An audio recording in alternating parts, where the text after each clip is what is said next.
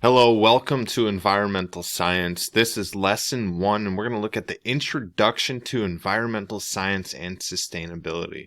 I'm your presenter today, helping your teacher out. My name is Mr. Gray, and I'm happy that you are here. So let's first start by looking at some questions that you may have as it relates to environmental science. Those questions are, what does environmental science mean to you? What does sustainability mean to you? And in what ways do you think environmental science and sustainability are related? And what do you think or hope you'll learn with this course? Please pause for a moment, as your teacher may be expecting you to turn in some of this work, and answer those questions. Now that you've had an opportunity to answer those questions, we're going to move through this. So obviously these questions are personal preference, so what does environmental science mean to you? What does sustainability mean to you? And how are they related? Those are some things that we're going to be investigating throughout this course. And your teacher is definitely going to be interested in knowing what you hope to learn through this course, so they can make sure that that is something that we cover. So first, let's start with sustainability. When we talk about sustainability is one of the most important factors in terms of environmental science. It is really the main goal of environmental science, is to have this world that is sustainable. And by sustainable means the capacity of the Earth's natural systems are actually able to maintain the stability of the life. Specifically, and also not just human and social factors, but also all the organisms that live on the planet. And specifically, being able to support those things indefinitely. So sustainability means basically meeting the needs of the present without compromising the ability of future generations to meet their needs. So there are three major factors that we're going to investigate that contribute to the long-term sustainability. So as we go through this presentation, you will notice that there are some highlights here. Those go along with your guided student notes if your teacher is asking you to fill those out. Everywhere you see the underlined bold-faced words, make sure you're filling those in so you have those to reference later. So the word solar energy is one of those factors that are going to help us achieve sustainability for our planet. The sun provides energy for those photosynthetic organisms, and it makes the food, which in turn provides energy for all living things. So there's these photosynthetic organisms that provide the foundation for the world's ecosystems. So it's that sun's energy, believe it or not, actually indirectly powers a lot of the other types of energy that we harvest. Most students recognize that the sun's energy powers solar panels, right? And it's able to generate energy from those solar panels.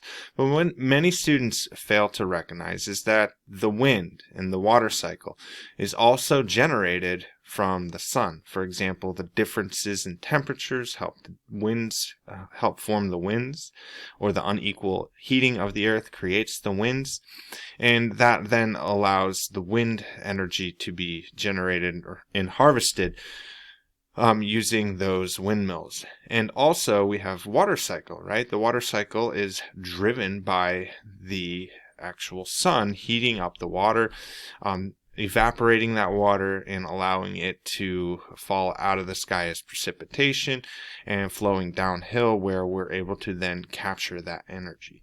So solar energy is a super important factor when we talk about environmental science. Another important factor for environmental science is biodiversity. So biodiversity consists of a variety in forms of species, genes, ecosystems, and environmental actions. Biodiversity is a very broad term, so it can reference all three of these things. So, and even when we look into biology, we get into some other definitions as well about what biodiversity means, specifically when we talk about genes, gene distribution, and even organism distribution. So as we're referencing here for species. So biodiversity is definitely a very broad term, and it is just like the word sounds, life diversity. So if you break that word down, biodiversity is diversity of life, and that takes many different forms depending on the context and how it is used. So it provides a way for organisms to adapt and to evolve over the ever-changing environment. So evolution is definitely one factor that is allowing these organisms on the planet to become so biodiverse. And it's also so super important to have biodiversity in an ecosystem, because whenever there are changes, you want there, especially within the species, you want there to be species who are able to survive and reproduce and have adaptation specialized for those specific environmental changes. Next, major factor are for humans is human social factors. So basically, we as humans, there are several things that influence our ability to become sustainable. Those are economic influences, political science, so laws, and then ethical concerns as well. So each of those plays into what that is actually, or what decisions are made from an environmental science perspective. So if you look up here in this diagram on the top right, the importance of economics, you can think about how to distribute resources. So when we talk about economics, you're talking about the economy and really money. All right, so how to achieve social efficiency, how to give or make informed decisions when we talk about economics. So a whole host of factors go into economics. Then we look at ethics. For ethics, we are looking at the morals of a decision, the integrity of decisions, the value add for different individuals, what one individual values another individual may not, and trying to be fair and appropriate in the decision-making process, which kind of goes along with that political science piece. So politicians have to try to take an ethical approach to environmental science when making decisions, because every environmental decision that's made has an impact on all of the individuals. It has an impact on everyone. So economics and sustainability. So economics is a social science that is concerned with the production and consumption of goods and services. So anytime you think about economics, you could think about supply and demand.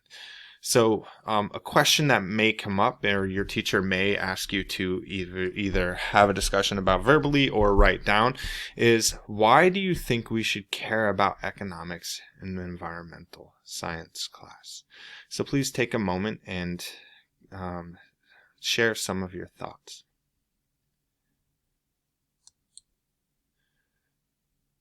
So if you have had a chance to share your response, please make sure you've recorded that.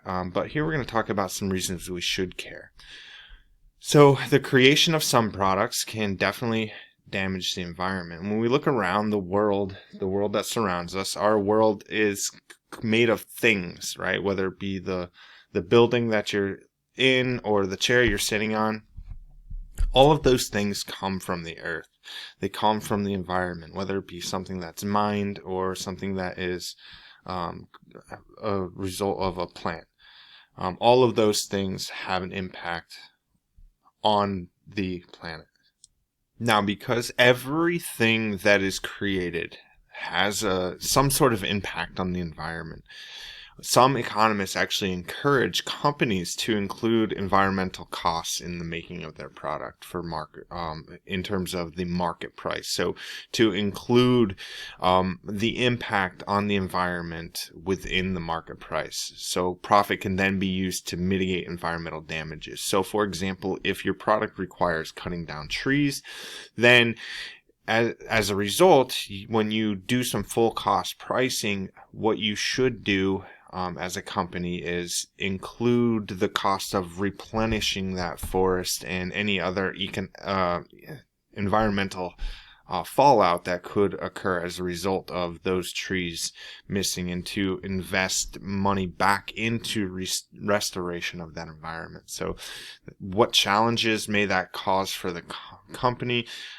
So just thinking about that, if you're a company trying to make a product, your goal is to offer it at a competitive price. But if we include full cost pricing, that's definitely going to have an impact on whether or not the company is going to be able to actually make the product available due to costs, or reach a specific profit margin that makes it worthy of selling. So those are definitely some concerns for these companies who want to make a product. So for political science is one of those factors that we were just mentioning that have a huge impact for humans and how we view environmental science. So political science is basically a study of systems of government and analysis of those political behaviors. So why do we care about political science in environmental science? So pause for a moment and think about that question, and your teacher may ask you to share some of your thoughts on that. Now that you've had a moment to actually think about those things, let's take a look at why you should care about politics. Basically, politics leads to environmental action. People don't tend, I say people, most people don't tend to change unless there's a reason to change. So especially from an environmental perspective, for example, many people still drive gasoline-powered vehicles, and they haven't changed. Well, why haven't they changed? Most likely because those cars are a bit more cost effective for them in terms of availability of gasoline or charging stations or whatever it may be, unless there are laws that are put into place that actually help mitigate those costs. For example, for some people who have electric cars, it's actually much cheaper because they get actual funding from the government that offset some of the costs of the actual electrical vehicle. So it's those types of laws that can be created in order to help drive people to make changes. So politicians can also allocate funding for specific environmental causes, protection of endangered species, or protection of forest, or whatever it may be. So they can allocate funding, and they could also collaborate across the globe on environmental issues. What may not be a concern for you could definitely become more of a concern for somebody downstream. So for example, if you live on the outer portions of a watershed, nowhere near where the water is actually making it, for example, in Pennsylvania, we're not really very close to the Chesapeake Bay as we would be as if we were in Maryland, for example. So, but all of the water that runs off carrying any type of nutrients can run off into the watershed down into the Chesapeake Bay from Pennsylvania, New York, and so on. And those people don't necessarily recognize, unless they're educated about environmental science topics, that the nutrients or the fertilizers they are dumping on their lawns is actually going to be carried all the way down to the Chesapeake Bay and have a great impact on the Chesapeake Bay, and you may not be directly impacted. So collaboration across the globe is definitely going to be important as well, and politicians help with that. So ethics. This is the branch of philosophy and systematic study of right and wrong. So take a moment and think about why we should care about ethics in environmental science. So pause the video and write your response as directed by your teacher.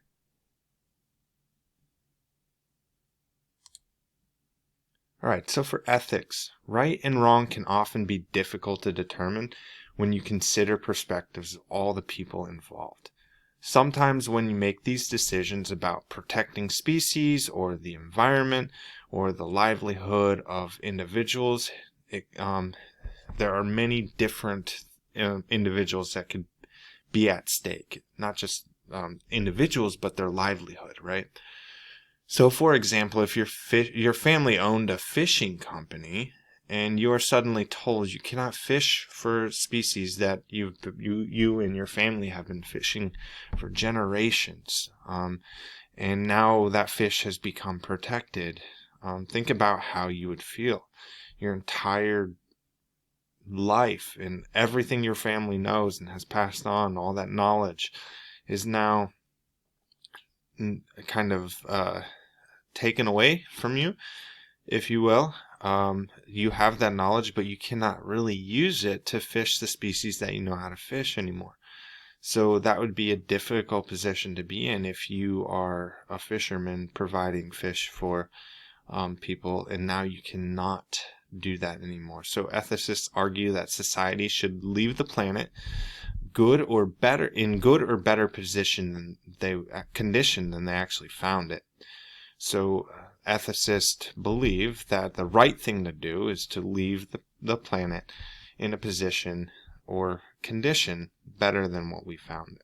And I think that's a reasonable request. Someday, some of you may have children, and I would think that you would want your children to live in a world that is actually sustainable, and rather than them running out of resources and all of the problems that could come with that.